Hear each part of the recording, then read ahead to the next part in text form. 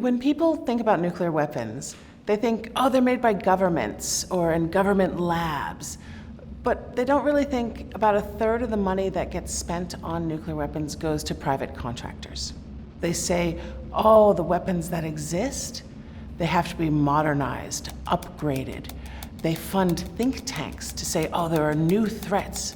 We need to have more nuclear weapons. We need to have more different types of nuclear weapons.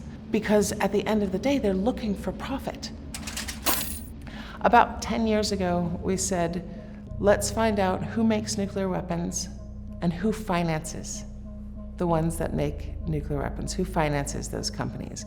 Because a company can't bid for new contracts unless it secures loans or other types of private financing. And so with Don't Bank on the Bomb, we identified the corporations most heavily involved in the production of nuclear weapons and the banks, asset managers, and pension funds that are providing them with the resources to bid on those contracts and then getting a profit from those companies at the end of the day. We do this project, Schools of Mass Destruction, and it's mostly to help people understand where the funding is coming into schools now. They don't get support from the government anymore. They aren't able to raise enough money from private institutions or donors to be able to fund research. So weapons companies have come in and said, we will help, we will pay. And then they use that research towards new weapon systems. And this is extremely problematic, and students often don't know that this is happening on their campus. So our Schools of Mass Destruction project is to help students understand what is going on the campus and to get commitments from schools to not take money from the weapons industry. So when we started, it was about 12 banks that said no to nuclear weapons. Now there's more than 100 that say no.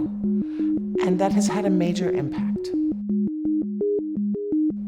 So when the Norwegian government pension fund said we will not invest in companies associated with nuclear weapons and named names of those companies, their stock prices dropped. And they felt it. And it's a way also for anybody who has a bank account to be part of a movement to get rid of nuclear weapons. Because you just have to contact your bank and ask them, do you have a policy on this issue?